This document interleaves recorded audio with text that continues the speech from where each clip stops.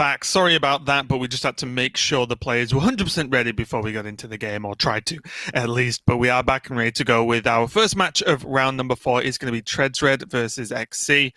And we do see there the bans. The Demon Hunter actually banned out from Treadsred, so we're not going to see that direct. And then the Warrior banned out from XC, so it feels like nothing's even changed. Let's just go back to Grandmasters where the Demon or Warriors were banned no matter what. But this does leave Druid, Warlock, Hunter, with Hunter, Rogue, and Warlock left over. So really just that Druid and that Rogue as the question marks for each player. Yeah, and that does feel like a pretty strong debate for the third or fourth deck in the lineup. Although, I don't even know. Generally in tournaments, I talk about trying to find the fourth deck because it usually works out in the metagame that you have 2 or 3 strong decks, and it's usually finding that last spot that can be a little bit tough, which was very much the case in Masters Tour Yongchipping. Here, I just don't even know what the second deck is, to be perfectly honest. With some players going for it, I'm not even sure what the first deck is, with like the Highlander Hunter being the most representative archetype. It's very, very weird here. But I do agree that it is the less powerful decks that are left over, but it should still be a cracker of a series. Well, let's get into it. Treadsred on the bottom, on that Hunter, and XC on the top, going for the Druid. And this is a very, very tricky matchup. I feel like the Hunter really needs to get ahead to be able to take this one. Do you agree, or do you think the Hunter's going to have a good side of this one? Yeah, I think you've got to be very, very aggressive. I don't think it's a terrible matchup at all for the Highlander Hunter, but you've got to get going really, really quick. I was talking to Jira about whether or not you keep the Evasive Feywing as one of the classically very good against Druid cards. And even though it's still very powerful, I was saying, unless you have a lightning fast starting hand already, it's kind of just too slow. You need the 1-drops, the 2-drops, and to start killing them very quickly, especially when you're up against such a killer hand like what XC has here. Yeah, big question mark turn now with the coin into the Glowfly. That's going to fill the board with 2/2s. And this is the tipping point, at least in my experience, is can the Hunter deal with this turn? If they can, they're looking fantastic. Yeah. If they can't, they honestly just probably lose, right? And it sounds very silly to narrow the game all the way down to just one singular point. Yeah. But in this matchup specifically, I feel like it is so harsh either way that it's kind of just true. So Treadsred here, with having cleared off just one of the minions, is no longer straight up dying to a Savage Raw hero power here. And because his minions are at 5 and 6 health respectively, they're not being taken out by single minions, even with the buff from Savage Raw. So I think there's some pretty strong arguments here to actually just go face with these 2 minions instead of trading.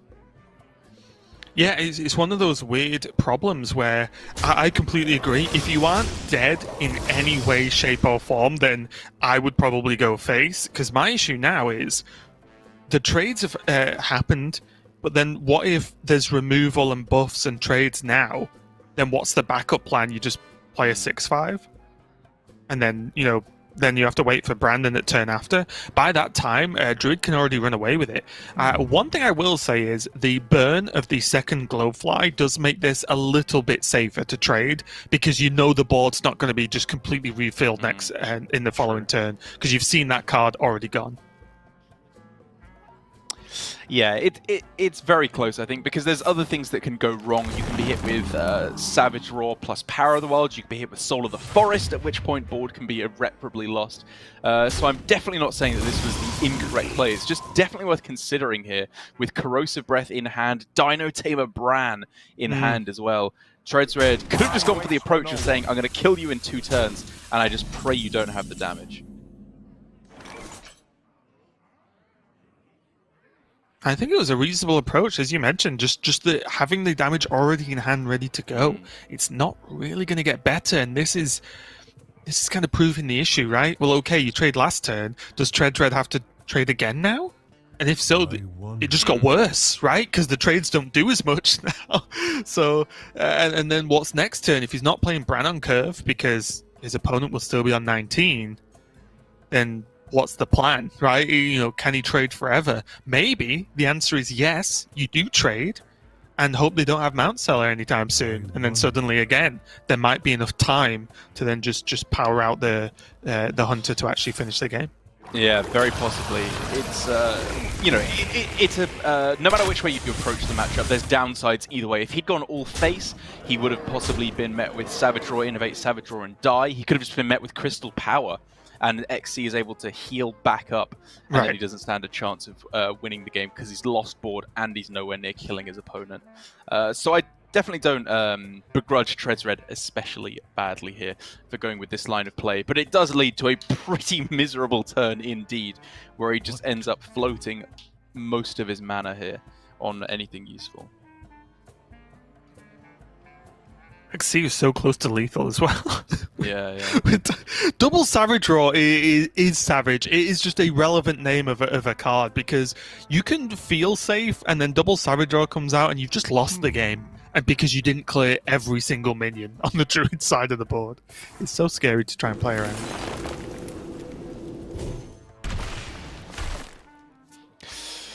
However, another card that can be very, very scary indeed is, of course, Dynatamer Bran, and Treadsred has set that up for the following turn. So unless we are able to see here Taunt or Healing, or Lethal, of course, which doesn't seem like a possibility, XC will be dying, and he seems to know this. Right, that's the problem. I was going to start commenting on Druid has the capability of heal, right? As you mentioned, Crystal Power, there's also Overflow later on, and so on, but it's just not available. There's not even Taunt available for XC there, so this was almost just a paint-by-numbers game for Treadsred. There was the turn where he did go for the trade instead of the face damage, but he did manage to just get himself in this position. Takes game number 1 with the Hunter, and honestly, if I was Treadsred, I would be very happy with that win because that matchup can easily slip through your fingers as the Hunter player. As would I. I think that for XC, a little bit of introspection is warranted on that game overall. He did go for the line of going for Soul of the Forest, which was a little bit greedy, I think it's fair to say, not clearing off the board, playing very fast and loose with his health total when he had no copies of Ironbark, Overflow, or Crystal Power to heal up or taunt. It obviously meant, that he was able to actually stick the board. He was thinking a little bit more for the long term, but the downside of his plan was sacrificing the health, and that is exactly what Treadsred was able to prey upon with a game plan that, upon closer inspection, I think he knew that there would be just enough damage to get over the finish line. Yeah, and you look how close that was, right? I mean, XC did go for that Soul of the Forest, but if he had one more minion stick, he would have won because he did have double Savage Draw in hand pretty much all game. So I think he was just doing as many setups as possible to just say, well, the second he gets greedy and goes face, he just dies and it's just game over, which is the problem that Hunter has in that matchup. But Treadsred does get the victory, and that means he has his Rogue and his Warlock left over to take down some wins versus XC's lineup. So still plenty to play for here, but really just a good start because I kind of, maybe it's just my personal issue, but it's very winnable, but I just dislike playing that matchup from Hunter side because it feels like it's very one-dimensional, and there's just sometimes you just don't even really have much of a choice in what to do. You kind of have to, close your eyes and hope for the best. It's definitely not the situation there, though, for Treadsred. I fully appreciate your point, though. It does feel like, please don't have the ramp, please don't have the board clears, and the huge board development with the Glowfly Swarm. But Treadsred was still able to navigate that, and now with the of the way, I'm thinking the rest of his lineup is still just looking in a fairly decent spot. Rogue up against the Hunter, as we have the matchup here, is not something I hate at all. It's a far cry from the old school Rogue versus Hunters where you just kind of die before you can stick anything on board as the Rogue. Now I think you have a very strong chance of locking down the board before they can push too much damage. Yeah, so a couple of interesting choices, or really mainly one interesting choice here from XC on his Hunter, is that he is one of the players who's decided to cut Alexstrasza from the list. He is playing that Grand Slam though, so that's still good. But he is running a Dragonmaw Poacher in this list, just to try and take down some of those pesky opponents' dragons. So it is just an interesting choice. Not really going to get the work done versus Rogue particularly, but just in general, maybe just a heads-up call for the meta, as there are just a lot of dragons. Yeah, I think that for Treadsred, if he finds himself with Draconic Lackey being able to get a dragon, he'll be very cautious about whether or not he plays it before he does see the Dragonmaw Poacher from his opponent. But like you say, it's an interesting conclusion. What do you think about the Alex Strauzer cutting Hunter? Is it something you like? Just, I know, it's not like we've had tons of time to practice and really feel it out, but these players have made these decisions. I'm going with Gia's line as well. Nonsense. How can you possibly cut Dragon Queen? I mean, I see the point. It's a 9-mana 8/8 on turn 9. You do not want to be doing that as Hunter.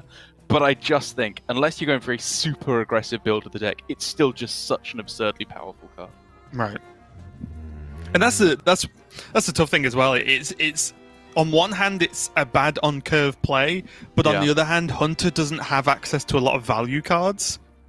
So even at his nerf state, it's still a very high value card. Meanwhile, though, XC is going to use that Tracken and go for the well.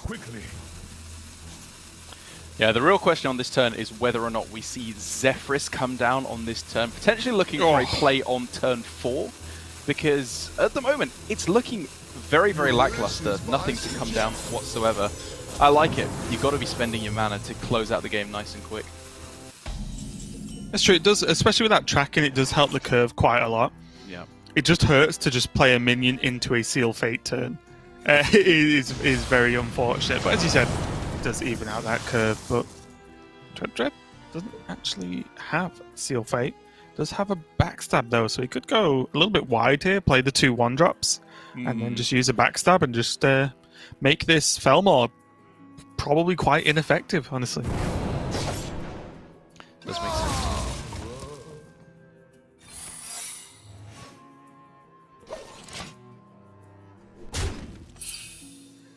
This is actually really clever thinking about it. This is way better because he knows roughly what XC is going to pick, right? He probably just knows he has a Water Elemental, so why not just play Poisonous into it and say, well, okay, you play that, I play this, I kind of win this exchange. Yeah, it's a good idea. I mean, he can even just keep the Poisonous on board if he wants and bounce the Water Ellie back to hand with Blackjack instead. Although I guess, upon thinking of it, maybe you'd bounce the Imprisoned Felmore back instead. It's weird, right? Because on one hand, you could say, well, then it's just got a value trade and he gets to replay it again. But that's still another, what, 3 turns down the line? That is a long time, yeah.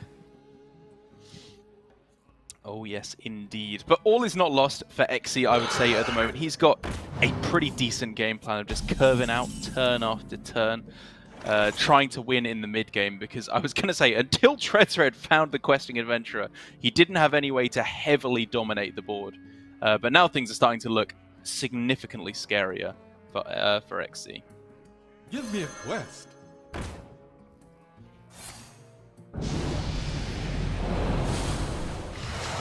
Interesting. I did wonder whether he was just going to go for Coin Seal Fate there. Same. Because suddenly, this looks a little bit harder to kill off. Yeah, he had 3 good lackeys there, I suppose, with Taunt, Rush, and Kobold, all getting the job done of killing off that minion. But even then, any of those would have played pretty heavily into Rottnest Drake as well. Yeah, I guess that's the issue. If there's a Rottnest Drake, he kills it off. Because it would probably, with the Sealed Fate, it might end the turn with no, or at least a 50-50 shot. I don't know, this felt a bit awkward, but I guess Treadsred, more often than not, did get the job done with the multiple lackeys. Taunting up the Questing Adventurer as well is something that I find a little bit suspect here. I was looking a little bit more heavily at taunting up the Pharaoh Cat, just as the highest health, lowest attack small minion, as simply a roadblock that would make it much, much more difficult for your Questing Adventurer to be cleared up. Yeah, funnily enough, I actually like the taunt on the Questing because it makes it such an awkward shape, and it means that there's no value trade for the Whelp, right? If it has to go into it. If it goes into it, well, okay, well, it's done a lot of damage, but it's also dead. And then there needs to be an extra source of damage to go into the Questing, and if it's not, then the Questing continues to grow. I mean, there's no value trade, but it means that it's dying to Animal Companion, to Kill Command, it's dying to Corrosive Breath, it's dying to Varanus. There's a lot of ways that your Questing Adventurer ends up dying off there, whereas you could have just protected it by taunting up a smaller minion. That's true.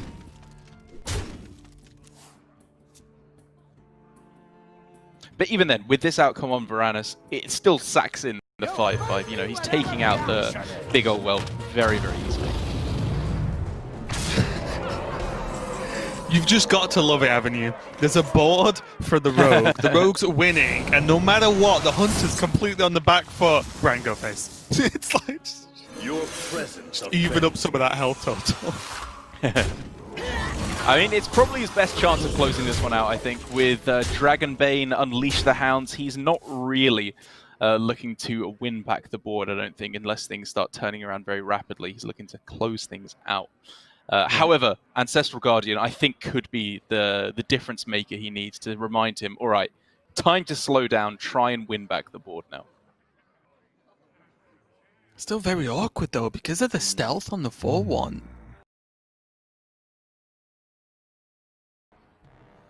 The reborn works. This is just not a good board to try and even deal with, is it? Yeah. I wonder whether he has to just try and go for... No, he is going to Unleash. I mean, he's got Is he Unleash. trying And he can just trade the Hounds into the Ancestral Guardian, take out a couple of lackeys as well. He does clear off most of the threats he's facing down.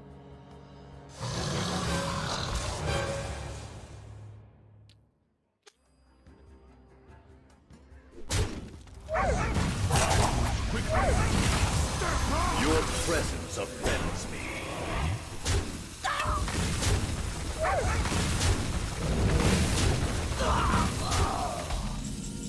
Interesting turn there. What were you anticipating differently? Well, there's a potential of Animal Companion most of the time on that board is pretty strong. But also, I just wondered if he was going to play Zigzaw, was it actually better to just run the Zigzaw into the Guardian and then use one dog and like save an extra Hound? Because I think at this point he's probably happy to draw Zigzaw, as in Zigzaw Prime. Gets worried about Flick, but I don't know. That turn just felt weird, and I'm not even sure I can put my finger on why. I mean, it was a weird turn. I think I can agree with the line he went for in the end. Having a Zigzaw on board is just a little bit more difficult to deal with. Can't be cleared up by the dagger. Home in the shadows. I'm up to no good. Me too. And we are seeing the kind of legacy effect here for Treadsred of the Dragonmaw Poacher in his opponent's deck. The Draconic Lackey has been left unplayed for a very long time because he knows he does not want to throw down that dragon.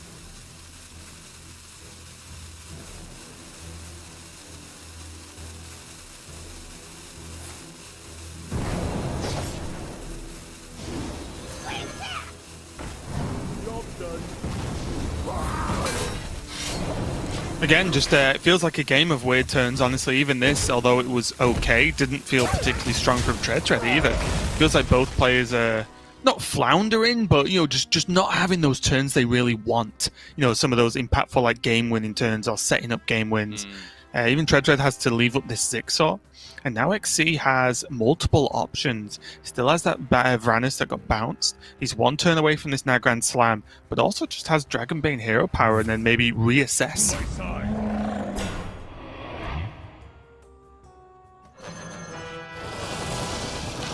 Yeah, see where it ends up. That makes sense to me. There are a fair few pretty good targets. That's one of them. Don't say like, what, 3 out of 4 were good? It was just not the Lackey, right? Yeah, yeah. I'd be happy with any of those. And now it's the weird little spot for Rogue here, for Treadsred, where you have stuff to spend your mana on. It's not like he's completely running out of anything to do. But is it the right kind of stuff? Is it defensive enough? Because he needs to be making quick tempo plays onto the board if he wants to wrestle this back, or he's going to die before any of this value can actually be realized. Yeah, and one of the awkward things that he has to deal with is he has this Deathwing, but he knows his opponent has Varanus. So he just can't play Deathwing until Varanus has been played out by XC, because he bounced it, right? So he knows it's there. Yeah, it's a lot of awkward stuff. You know, the Draconic Lackey, the dragon from that, he doesn't really want to play it because of, like you said, Varanus, Dragonmaw Poacher as well. But he's got to just get his stuff on the board and pray that whatever cards his opponent might have just aren't there. Job done.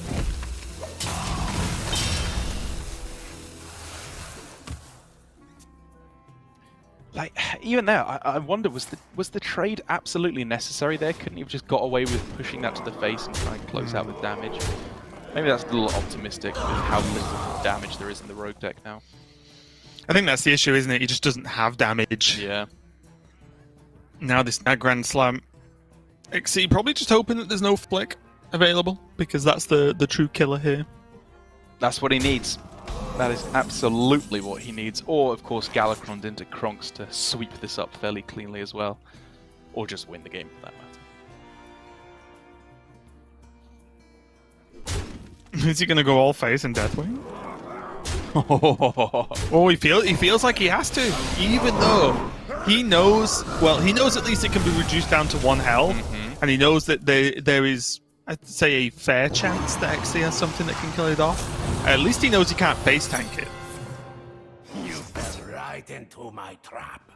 The fires of vengeance burn. And even if he can kill off the Deathwing, it turns out that the Poisonous will be sticking around, keeping Treadsred in the game, at the very least, for another turn while he tries to find his power cards. That's not what he's looking for. Yeah, probably the best card in the deck, but also the worst draw in the deck, I think it's fair to say here.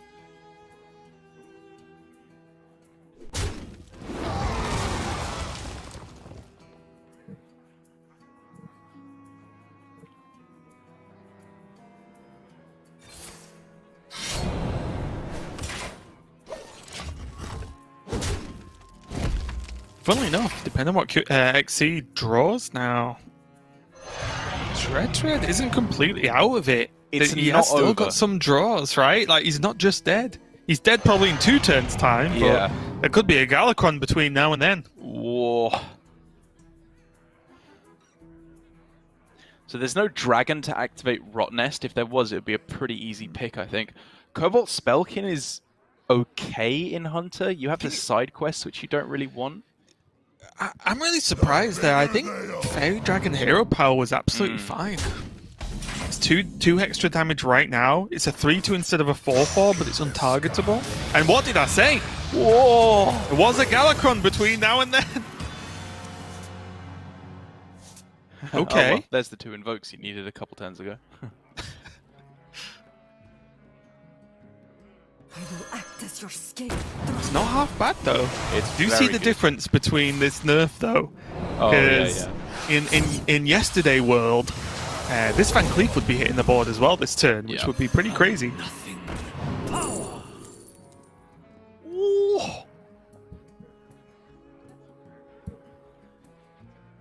But the armor's a huge deal. Treadred's only on 16. XC only on 8. Yeah. I mean, it's got to be XC does not Eviscerate, have right? massive amounts of burst, but yeah, I mean, I would have already picked Eviscerate. But I don't think there's much value in any of the other options right now. Treasure just needs to end the game very, very quickly. Yeah, it's betrayal while there's a poisonous minion on board. You always have to consider that as one of the reasons why you just try and clear off the board that way. But this just gives him outs for lethal in multiple different ways. Whew. As does that. That's yet more damage from XC's side as well. Both players are so close to finishing out the game here.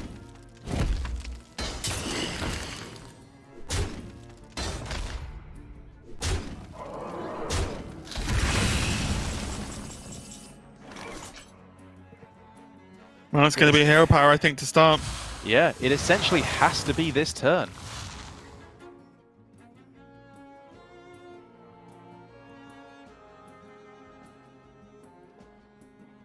Hanar, Witchy, ready to ride. Whoa! Do you start with that? Do you truly believe? Oh, yeah. The second you don't do it is the second it will never happen. Interesting what I- play here, though, from Treadsred. Yeah, you got to believe. You got to show the game that you believe. But as we That's can just clearly see here, XE can close things out over the top of the taunt without even worrying about it. And it's a very, very close game, and one that I think Treadsred will be very, very sad to win, because that was so close to being turned around, but just at the final hurdle, the damage is done. Yeah, it really was just it's one of those rogue games where up until you drew Galakrond, you really felt that there was no other power plays. When Rogue doesn't draw Galakrond, or Togwaggle, Yeah. you start to feel it, right? You really see that mid to late game just dry up with the hand. But the reason you don't see it too often is because there's also Kronks, right, that covers that gap. So there's like 3 cards. What you need to draw one of them to really unlock a strong late game.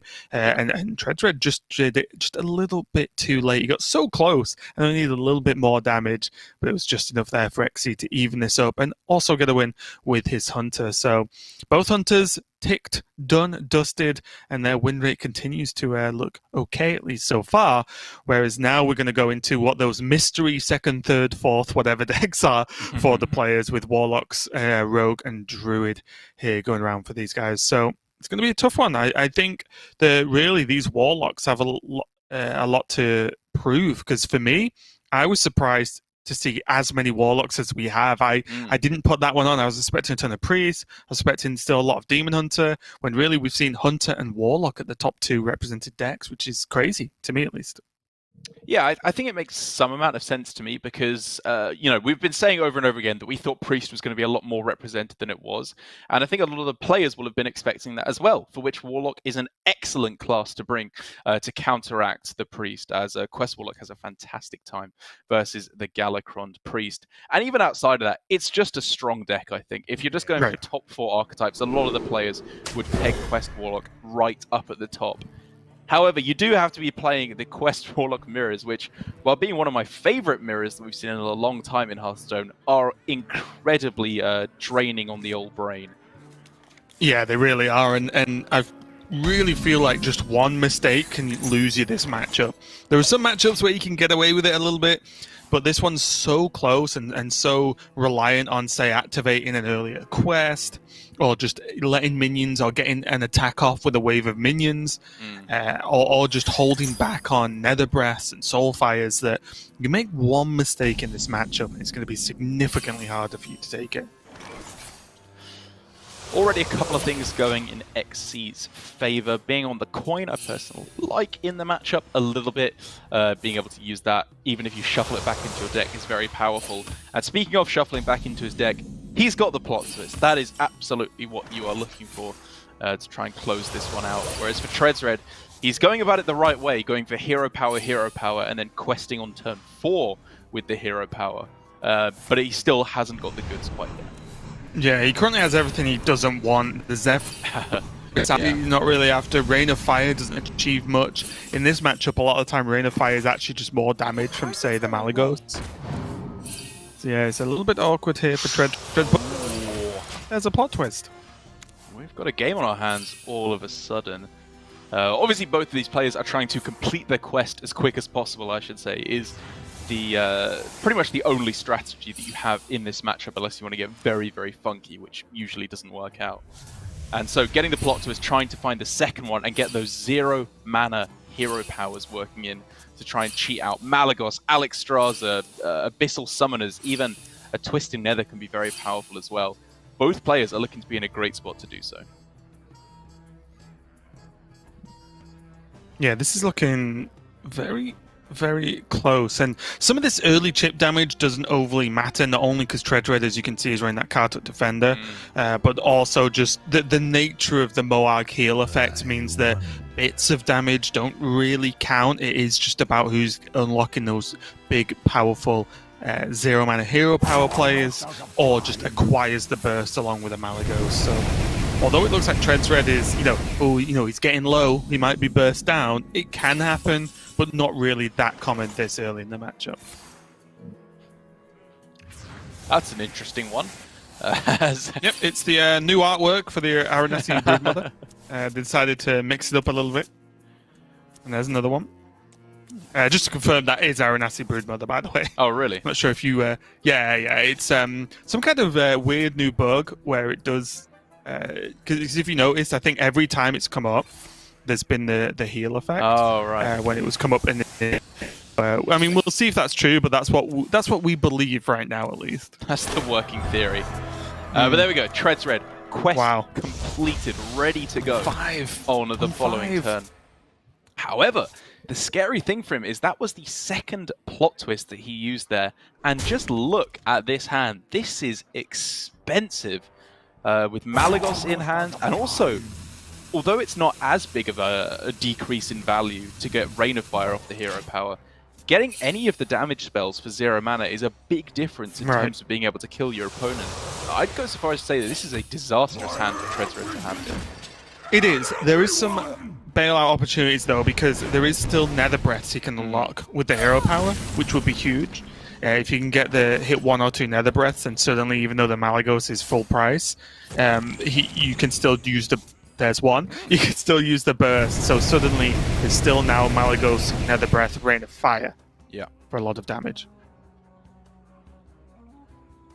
Treadsred are obviously dumping 1 Rain of Fire to clear hand space. The second one is actually very interesting, I think, as to whether or not to play it out. Getting it out now means you're doing it while you have mana spare to do so, but there's some benefit to actually leaving it on board for the turn to more easily clear off your opponent's Abyssal Summoner should that come down on turn 6, which you are expecting. It was close.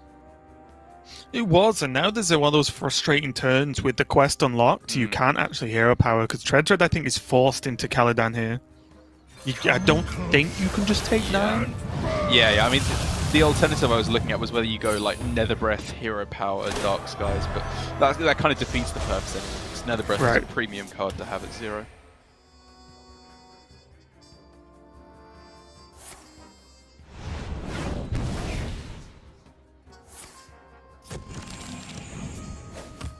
Oh! Well, Oh! is that just lethal? It feels close. It may as well be lethal here, I think, to be perfectly honest. It's not often that you first card tap into Malagos for 0 mana in this matchup, but I will say, when you do, you win those games. Well, yeah, Treadsred also did tap into a Soulfire as well. He is so dead, it's unbelievable. He is so dead, but it was a good effort. If you're not going to tap into Malagos, you may as well tap into all of the burn damage. But yeah, that is just too much. Absolutely insane there, and honestly, one of the fastest Quest Warlock mirrors I've ever seen, honestly.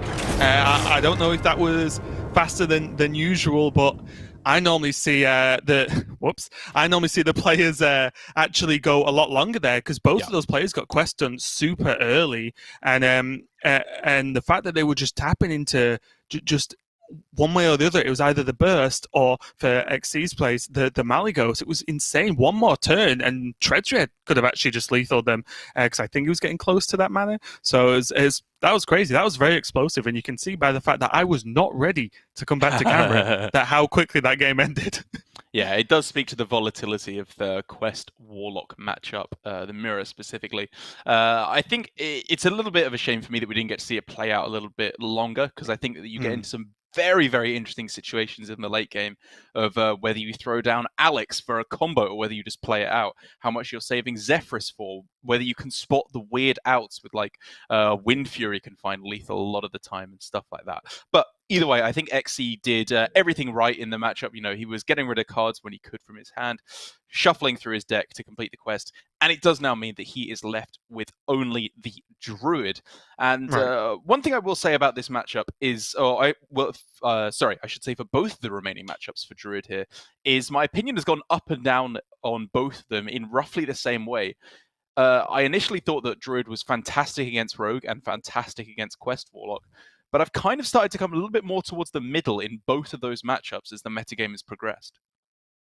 Yeah, it's a tough one, and I think the Druid and Quest Warlock matchup is going to go back and forth, but that's really, to me, the Druid's fault, because it so heavily depends on if the Druid ramps or not, because we have seen time and time again, the Druid looks unbeatable when it ramps, because what the boards it creates are too big for the Warlock to clear on the mana that they're at. Normally, like, the big boards are being made when the Warlock's only on like 5 mana.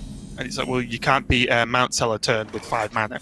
So really is just the impact on that ramp. And we see as we get into the game, XC does have that overgrowth available to him now.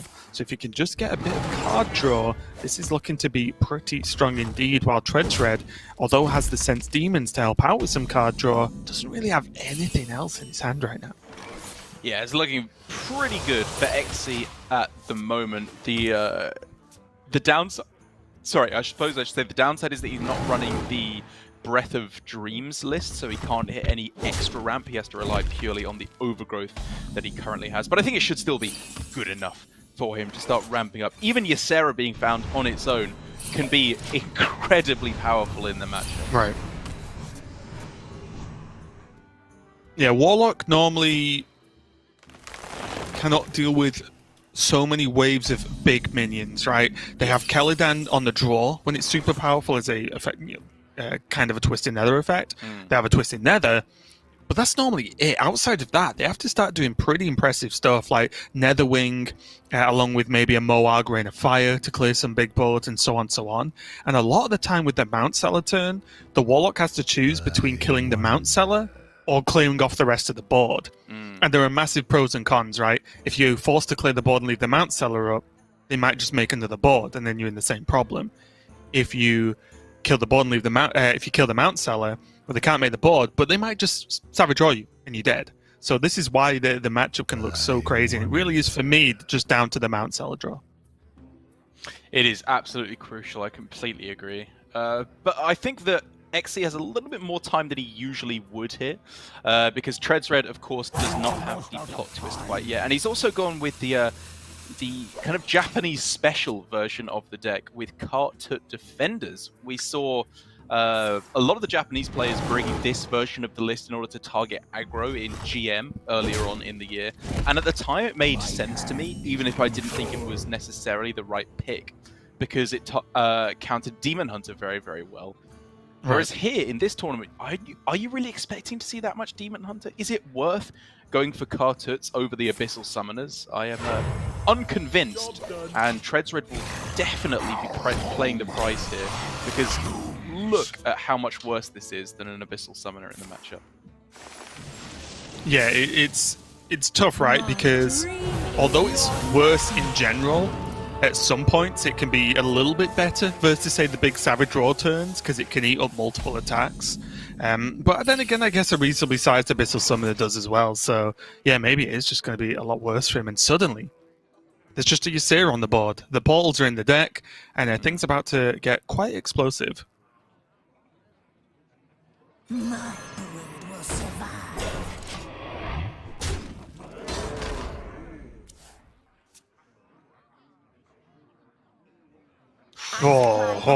Finest creatures. Hold on, Eric.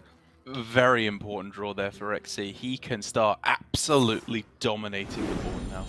And it's almost a win-win, right? Oh. Because this, once this win-win-win. turn ends for XC, if you just looked at it at a base Hearthstone turn, you might go, oh, it's a bit overcommitting, that, isn't it?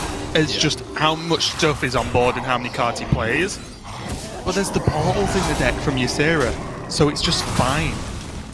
Even if this is exactly Caladan off the top, which it isn't to clear, XC, although it doesn't have the best turn in the world as a follow-up, still just has a million dragons in the deck that'll auto play, and that wild growth to draw an extra card. So even a worst case scenario, this is still strong for XC, and really now it's all on Treads Red to pull something out of the bag here. And he does have some powerful plays. Moarg plus a litany of different spells. I should say double Moarg potentially available as well. But the problem is, of course, if you're a double Moarg Rain, it clears off both your Moargs, so you can't go for that in combination with a second Rain of Fire as well. It gets really complicated. And this is it, right? What do you even prioritize as a kill? Yeah. I don't really know. The Mount Seller's going to make the big board, but if he only kills the Mount Seller, well, there's 13 power and a ton of health still on board. Like, it's so scary. Yeah, I mean, there was an alternate line I think he could have gone for where he goes Moarg, Rain of Fire, second Moarg, Rain of Fire, and then Mortal Coil.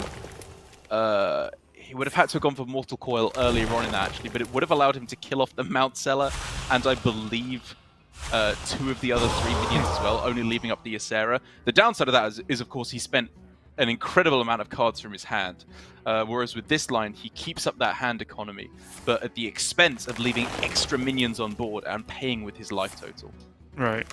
And this turn, XC just has 25. He's not going to do it because it's not 30, but that's how silly it is, right? You know, like that's how silly. much damage there is, and this is why, as I said, like the priority target's so hard in this circumstance because that Ysera's just sat there, and it's so much damage. I think Treadsred needs like literally twisting Nether off the top, or Keladin. I mean, he can buy himself another turn, right? He's got Moog into another Nether Breath here, which looks fairly powerful. He could even go with Moog, Nether Breath, Rain, Mortal Coil, which clears the board. But he can't tap then, which is a really big downside. Right, and that is literally everything you've got, right? Exactly. that is just Treadsred's hand played out to a certain extent there. Oh, okay.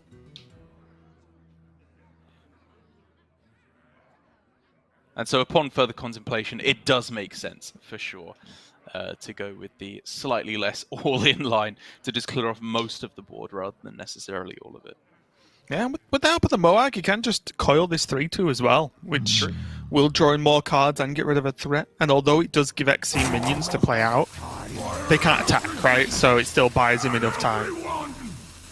Well, that's what he hopes, anyway.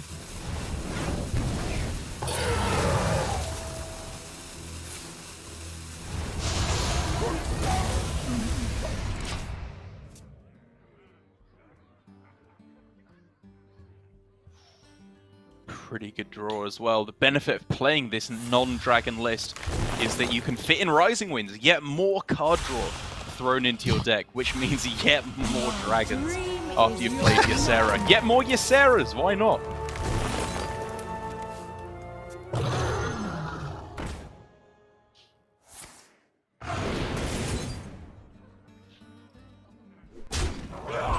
I'm gonna clear off the Moag just to make any AoE removal much harder now. If it's damage based, just because that's going to be both gone. There is the Twisted Nether, but now XC can just be like, okay, right, Twisted Nether gone. Some big AoE tools and Nether Breaths gone. Now there's just automatically refill the board with the dragons and the third Ysera of the game. Ding, ding, ding, ding, ding. Yeah, I mean, there are still outs for Treadsred, and I think it pretty much entirely relies around Plot Twist now, because he could hit Plot Twist, which will allow him to still get in Keladin on the same turn. He could also fit in a tap on the following turn after he completes the quest as well. He just needs that quest completed, the hero power online, to start doing the broken plays and win the game. I love the cheeky Moonfire to the face just to open up some space. Just like, yep, gonna push some extra damage here, Moonfire. Inactive. Oh, Zephyr's not active. Yeah, it's a Plot Twist, right? It's holding him back. And the Aranassis as well, I suppose. Yeah, there we No, are. there's one. Of course it's the right Probably. way. He healed for 4. Oh, Yeah, Nez, like I okay. said, probably. Oh! Okay.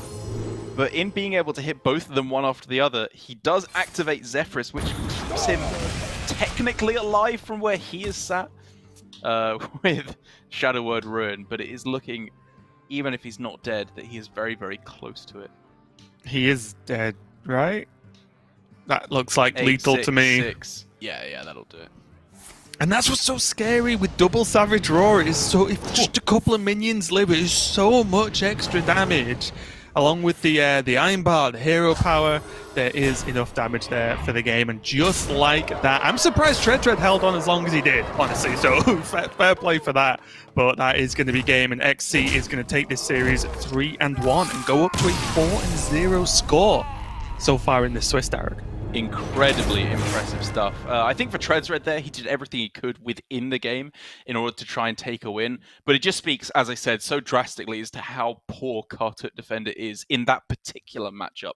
Obviously, he's got a wider range of matchups in mind, which is why he's going for that version over the Abyssal Summoner build. But you pay the price here, as he was not able to lock down the board, was left miles behind. And even with a Plot Twist coming down right at the end, it was just too slow. So I will say congratulations to XE, 4-0, obviously already guaranteed to get through to day 2, but looking to be in a very good spot given that it's only 9 rounds of Swiss to getting through to the top 8 already.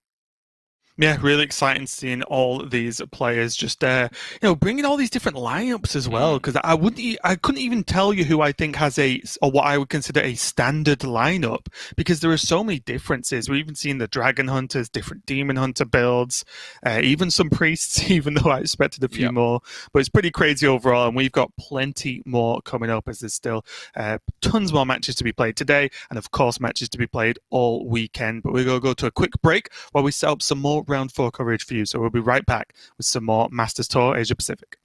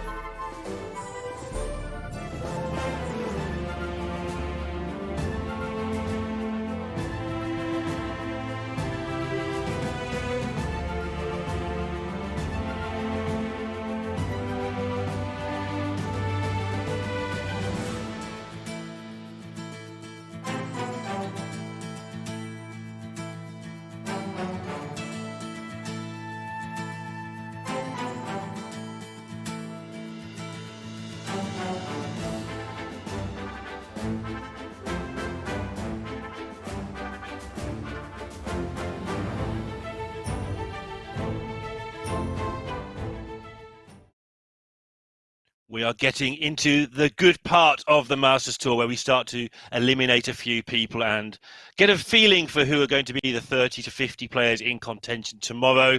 And we have more of round 4 for you now. And with me to help me out, or basically to carry me completely, is Gia. Gia, has anybody caught your attention so far in these 4 rounds? Or are you still in the let's wait and see phase? Are you a bit less...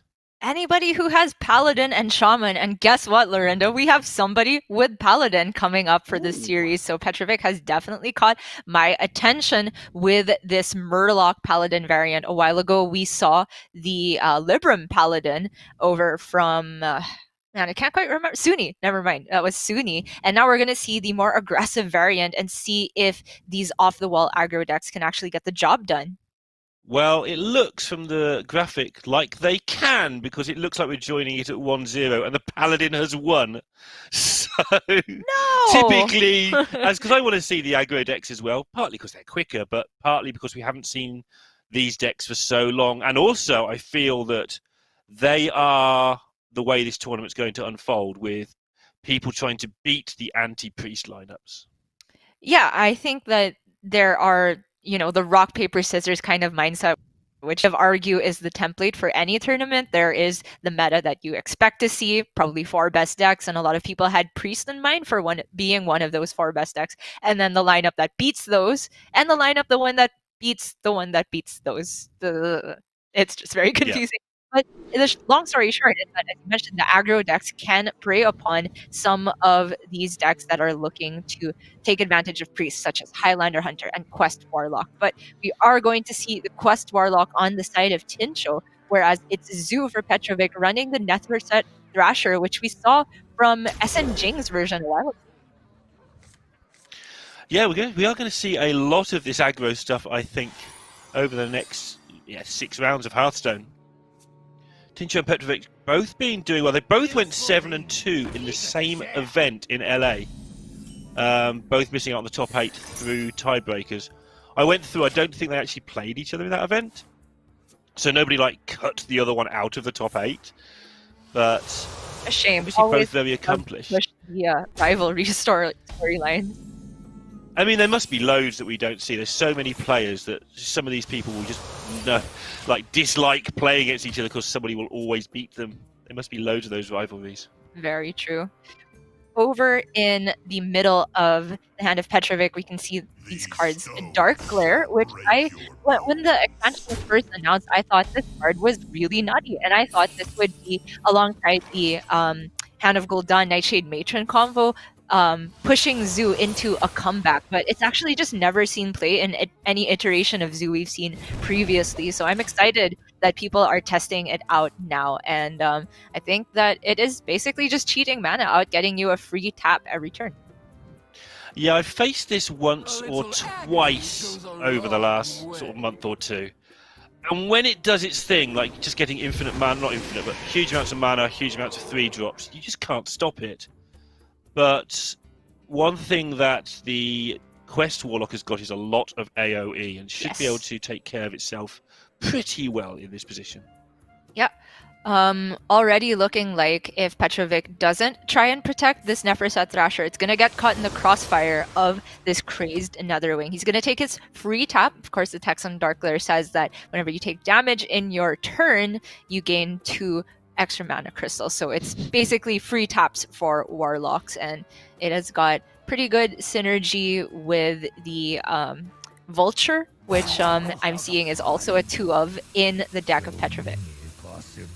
Yeah, it's a very beefy deck. It can put a lot down very quickly because it's basically really bad Druid. You've got your really bad Innovate, and you've got your really bad Mount Seller, and you just cheat mana and cheat minions. It's funny you say it's really bad Druid, because why not just bring Druid? I'm sure Petrovic has a good reason for doing so, because he's not got Druid himself. So perhaps I misspoke. I should have said really fast Druid, but small. Baby Druid. Let's go with Baby Druid. Yeah, Little Mage, Baby Druid. Fibonacci. I wonder. As So for this turn from Tincho, I was looking at the Netherwing previously, but now that the Nefer set has Divine Shield, it makes everything a lot more awkward. However, just going for Rain of Fire plus Nether Breath can deal with the problematic minions. yeah, and he doesn't have to hold on to any of this stuff for later. Like, later will take care of itself when he clears things up. Ooh. Kind of unfortunate for Tincho that the Fiendish Servant buff landed on the minion that he didn't already want to clear. I feel like Tincho was about to let the Fiendish Servant Death Rattle target decide where he actually wanted to put his Nether Breath, but that is going to be the most awkward one for him. Now Dark Glare being a 3/4 is a nuisance as well. Yeah, it's a similar problem on the following turn. The Keladan already had no chance to be top decked. Petrovic picks up Scrap Imp, which is a great way to fill out the rest of his mana. Obviously, has to be slightly careful taking damage against this deck. Slightly, but I think anywhere in the realm of above 12 health is very reasonable. And of course, with that extra mana from Darkglare, he's able to get the Nightshade Matron down. There's no stopping the train from Zoo. And if Tincho even wants to put a dent in this board, he has to damage himself yet again. Yeah, and still leaves up the 5/5, and he takes 3, so would be down to 4, which he knows is dead. He even takes an additional damage from the Rain of Fire, and he has to commit that to deal with the Dark Glare as well. It's looking like that's his only option, though. Well, he could tap. Like, if he decides that that is just dead, he could tap and try and hit Plot something twist? else. Yeah. Plot twist, gain some health. Not even close to quest completion. Coin out a breath. Ugh, it's just horrible. I feel like it has to be the hope you're not dead on this turn game plan of just 1 and 5, and then try for the plot twist on the following turn. I think you're right. It is very wishful thinking, but it's got to take the tiny percent. This is the rope to tell the casters that I know I'm dead. Please don't call me stupid. We would never. No, but people think we. We only call each other stupid. That's our job as casters. That's also true. There Game over? You have it. Quick game 2 to Petrovic, and that Zoo with the Dark Glares put in a whole lot of work. The free taps he in, and notably that turn where he got the mana to even end the turn with another Nightshade Matron, that ended up being the problem card that Tincho couldn't fit into the range of his AoE. Granted, you could say it's a bit unlucky that Tincho didn't really hit any Dark Skies, and the healing was marginal to say the least, but I'm really liking the look of this new generation of Zoo, and I think it's got a lot of potential for further refinement. It feels less all in than the Scrap Imp version, which was draw Scrap Imp or don't, and that was kind of your game. This feels like it's slightly less explosive, but a little bit more consistent. It does the thing you want it to do, which is just cheat mana, cheat minions, cheat stuff. You're always going to be cheating something, whereas Scrap Imp was just either you cheat a win or you don't. Yeah, definitely has plan B and plan C in this type of Zoo compared to those previous iterations. And I kind of remember, I think it was Galen who said back when Demon Hunter was extremely powerful, only had that first wave of nerfs hit it, that Demon Hunter was the only thing keeping Zoo from being a top tier deck. Of course, that was before the Scrap Imp nerf as well. But now that both of these decks have received some balance changes and Demon Hunter has received far more of them, it might be the time for Zoo to actually shine. But we can talk about that deck a lot more later because we do now have a more familiar matchup on our plates, this Rogue versus Demon Hunter. Yeah, and Rogue, since we last spoke, has become the top win rate deck in this tournament. Incredible to me. But, you know, it got nerfed quite heavily, but it only got nerfed heavily in the late game, and this early game is fine. And Demon Hunter's having to go a bit more all-in early with the Enrage package. I think that just favours Rogue even more than it did before now.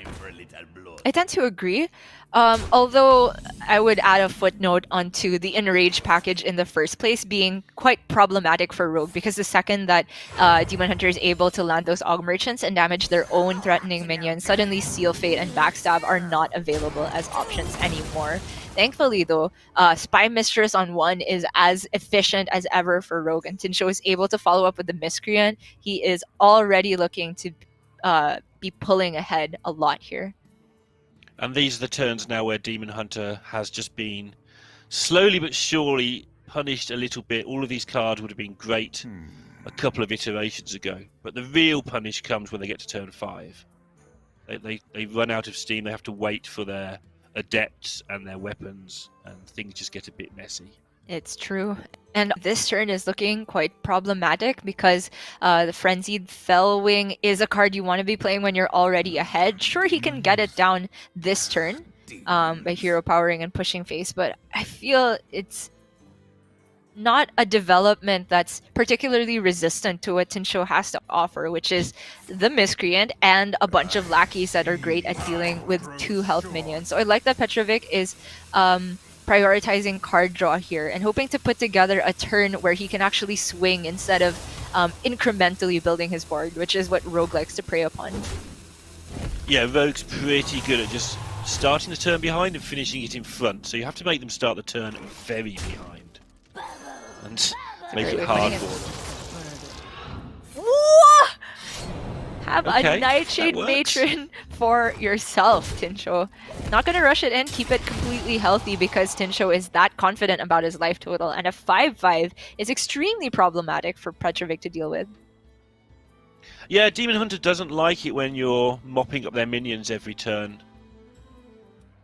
And that's what's going to be happening here. Still got to connect 24. And to really be in with a chance of getting this done, he needs to get that total down to 14 or 15 to try and set up some sort of burst finish, because the board will get lost.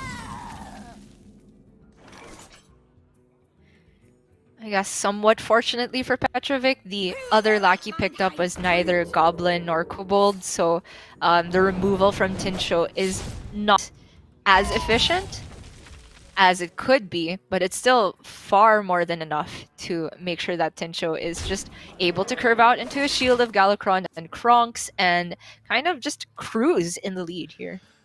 Yeah, and people who are newer to Hearthstone should look at that last turn. Eviscerating a 4/2 and then split between putting the minion into face or the 2/2 just goes face. I would hazard that most newer players wouldn't even consider doing it that way. Like, it looks like it's wasting so much damage. You've got a lovely 5/5 there that could absorb 4. But this is the way to do it. Preserve the health on your minions. Use them as beating sticks and a problem for your opponent. Right, you bring up a good point because just the fact that he removed one minion but left the other when he could have traded looks somewhat counterintuitive, but I think this is the perfect balance that Tinsho achieves where he's clearing the most threatening minion but also making sure to race Petrovic, because one way that Rogue can actually lose this matchup even while being ahead is if they overtrade and allow Demon Hunter to get in 2-3 points of damage every single turn, and then suddenly Metamorphosis, Warglaves comes online, and then Rogue hasn't done enough damage to actually race the Demon Hunter. So I really like Tinsho's line there, and even though the Nightshade Matron has been frozen, I don't think he's feeling too bad about putting down the shield, but it's in those spots where you start to feel a little bit uncomfortable as Rogue, which is I left minions on board for Demon Hunter. Now they can capitalize. No, I agree entirely. And even with Warrior, where you've obviously got a lot more AoE than Rogue, if you don't start to put the beat down on the Demon Hunter, they just keep drawing cards and hitting you with them. So you've just got to be careful in general against Demon Hunter to make sure you can actually kill them. And it's not obvious when sometimes. Looking at the list from Petrovic, this is pretty different from what I'm used to seeing. Of course, he's cut both of the Warglaves of Azzinoth and the Metamorphosis after they all received the Nerf Hammer. Instead, he is playing double History Buff and these Frenzied Fellwings, just trying to go all in the early game, where, as you mentioned, these are not really the cost of cards that got nerfed for Demon Hunter. Well, he's got to that sort of 14 level I was talking about as well. So the benefit of this is now that at some point, even though Petrovic will still inevitably lose board, you can have like a final push. Everything goes face. Maybe you pick up a weapon or Metamorphosis, just something, Kane, to get that last bit of damage in. Yep. He's fishing for a nice convenient way to deal with the 4-2 Overseer after his 5-5 trades into the 2-3, which means Tincho would rather not have to push his dagger into it. Oh, the Cold Blood seems quite expensive though. Choose soon. I'm looking at a way to fit in this Titanic Lackey onto his Nightshade Matron and try to stave off some face damage, but it might not be perfect here. Oh, he's got the prep though, so Oh, sure. he can work both Definitely. ways with this. That's just massive how it's turning around.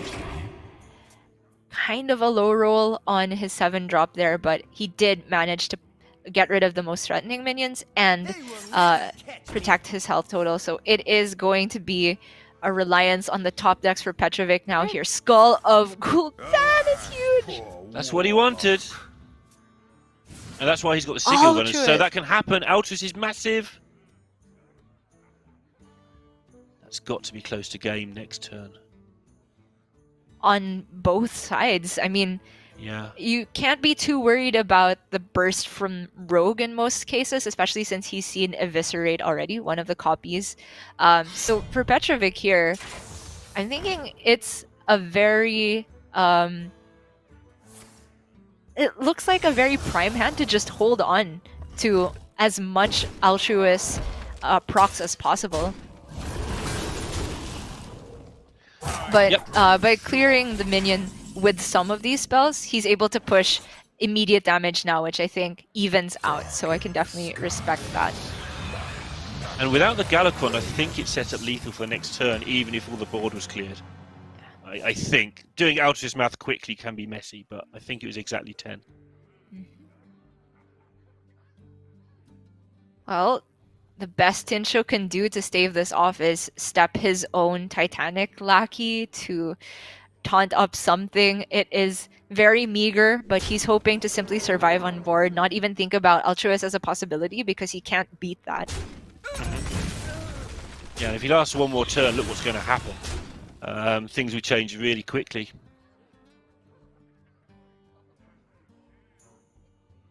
But it doesn't look like he will. He pushed face immediately with the Titanic Lackey, which makes me think he had the Shadow Step in mind. But now he looks to be second guessing a little bit. Because if you weren't gonna step this, I would assume it either goes into a 2-2 with your dagger or the 1-1. Yeah, if you're not killing them this turn, they're killing you next turn not a lot of the time, but sometimes. Does get rid of the 1-1. Tries to make it that little bit more awkward for Petrovic to be able to push face, but I think Tincho knows something is up. There's a skull played and not all of the cards expended. So Altruist can get 4 procs. Step up! Oh, that's only a second slice. I thought that think was it's full a... slice. I mean... it's a little bit short of lethal as far as I can see. I'd counted it as twin, so it's going to be 3 short. Which is still a great spot for Petrovic from his perspective. And I really like that he's gone for some protection on his Bone Chewer Brawler here, knowing that Tincho's best response to the board state is a Kronks for AoE. As it happens, it is there alongside 2 of Rogue's biggest tools as well.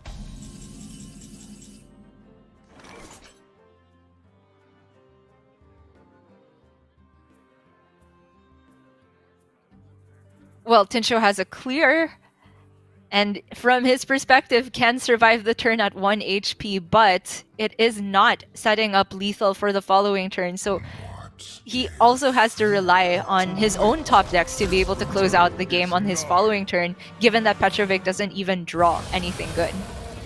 Yeah, so close to just having lethal of his own there. Right.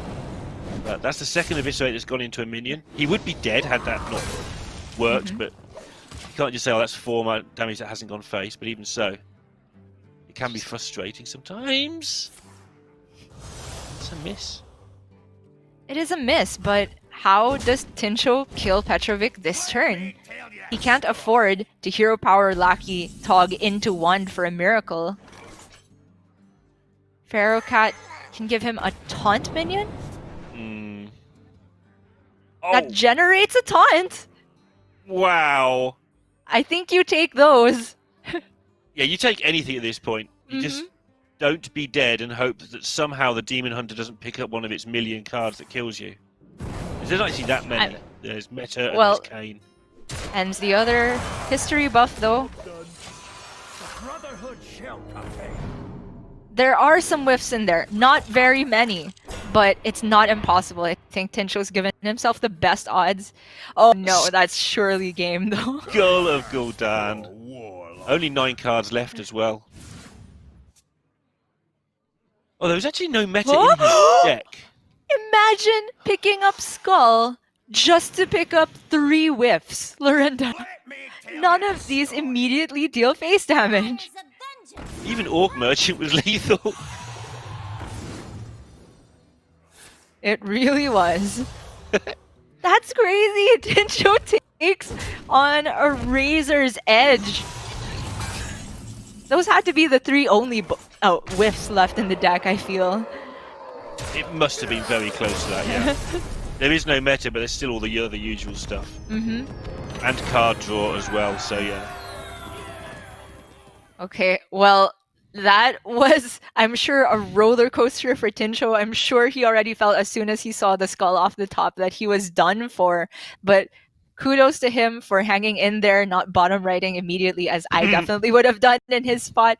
And he manages to take that first win, but it only is that first win in that whole series. Still has an uphill climb against Demon Hunter. Yeah, he's got to get it done with his Warlock and his Hunter, Highlander Hunter. So quite a lot of work to do there, especially the Warlock. I think, yes, it's close, but Demon Hunter's still favoured there for me, I think.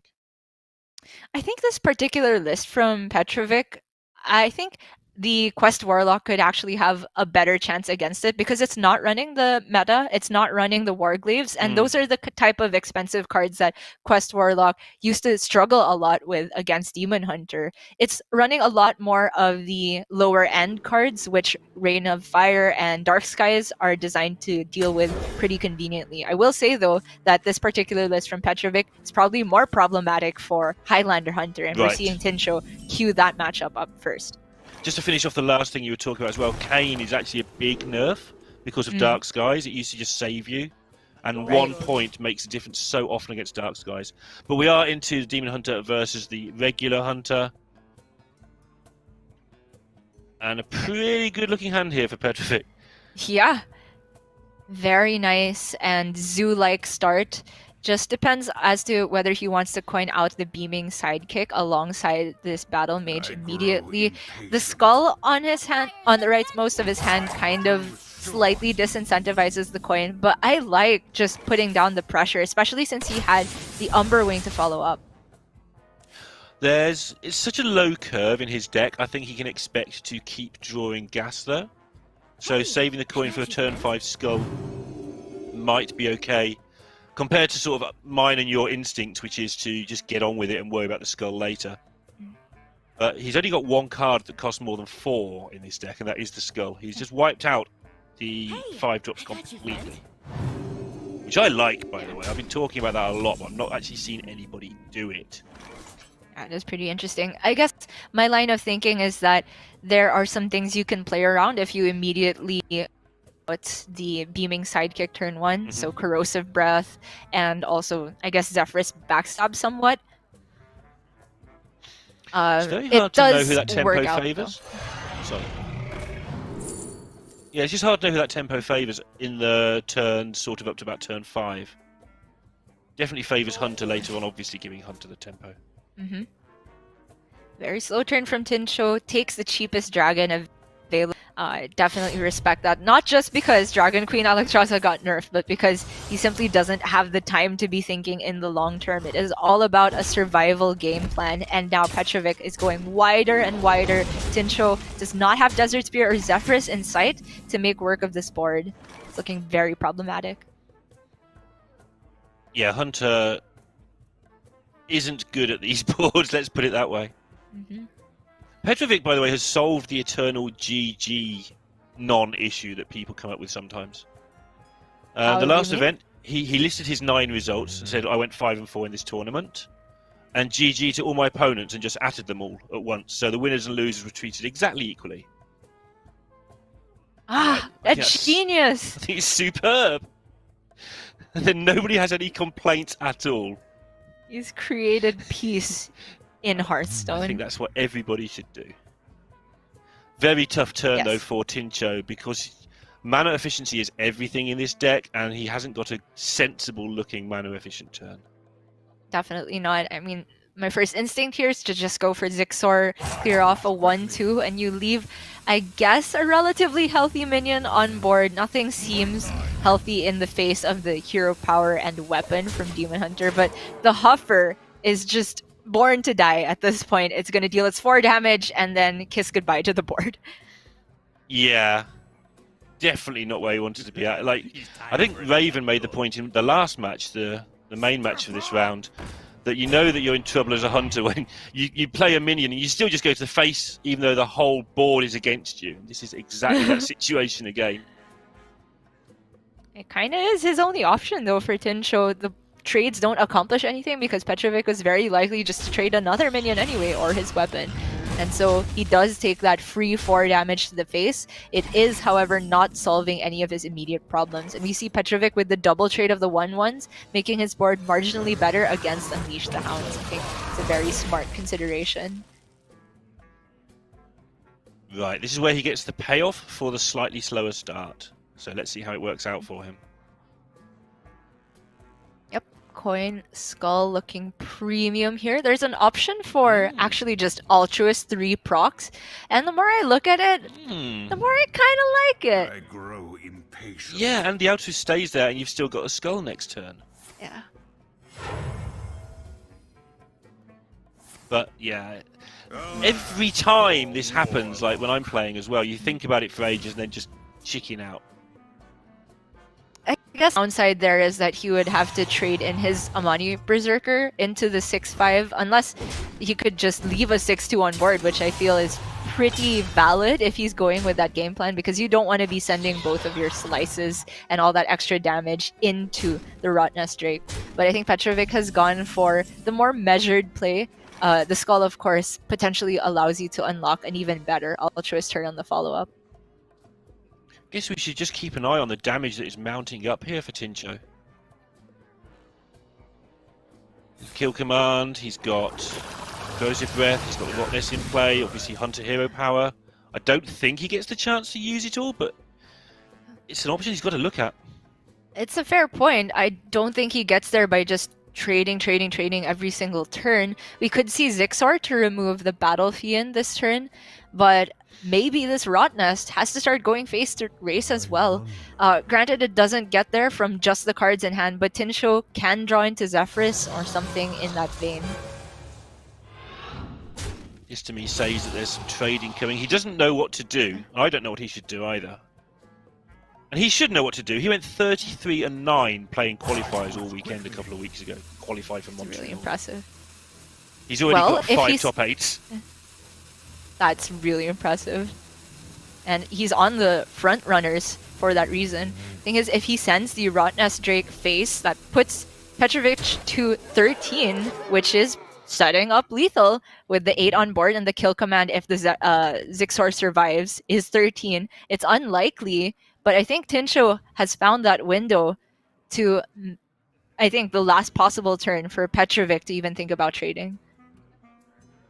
Yeah, and I think that's going to be the Altruist this time.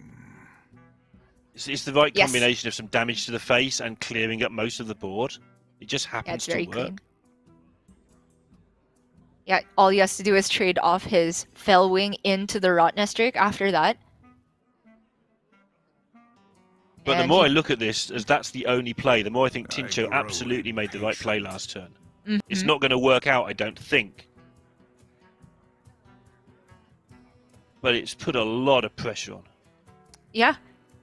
I mean, even if it wasn't an altruist clear right there, it's enough damage that he forces Petrovic to give up his original game plan of just racing Tincho. If Tincho takes marginal trades and removes a couple minions on board every turn, it still means that Petrovic gets damage to the face, and then at some point, Petrovic just gets there because Tincho hasn't had the time to pressure on the other side. So now he's given himself that possible out. Yes, it didn't work out in this particular situation, but I think it was Tincho's best option at the moment. Yeah, now how things change though with one setup. Now kill commanding a 4-2 is an essential thing, whereas a minute ago it was a kill command for lethal if things went his way.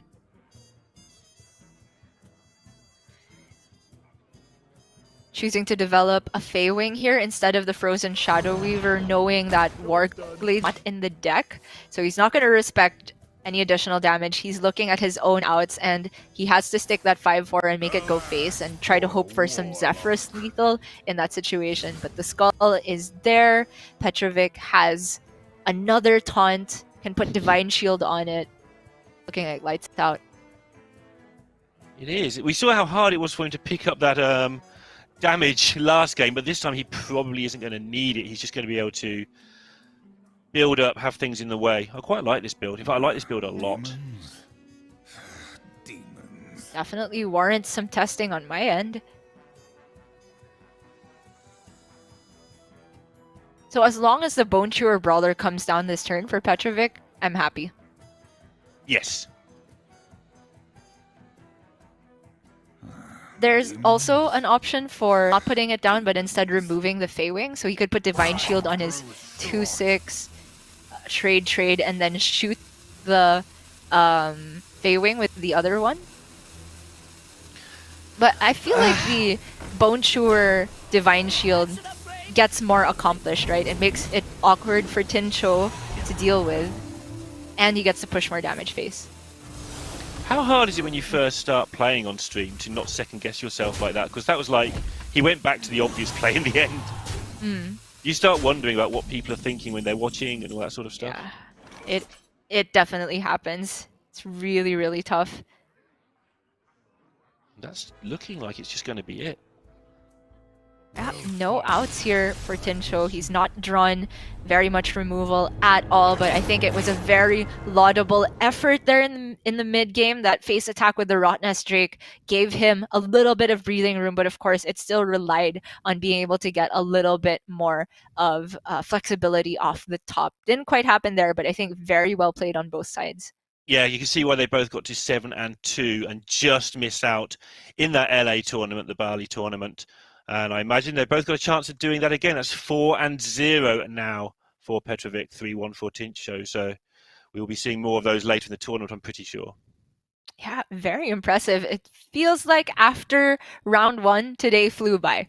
Round one was kind of a very, very long time, but I think that as more of the results have poured in, I've really been enjoying today, and that's largely a result of the somewhat last-minute balance patch and all these different strategies, different ways of building known archetypes or bringing new archetypes all together to the table. Yeah, we all thought it was going to be a really slow meta, and there are some slow matchups out there, which is why it's quite late. But we are seeing some crazy aggro on aggro matchups as well, which is something we haven't seen for the longest time. And with that in mind, I think we're just about ready to go to round number 5. So we'll catch you all in just a moment. We'll set that up for you.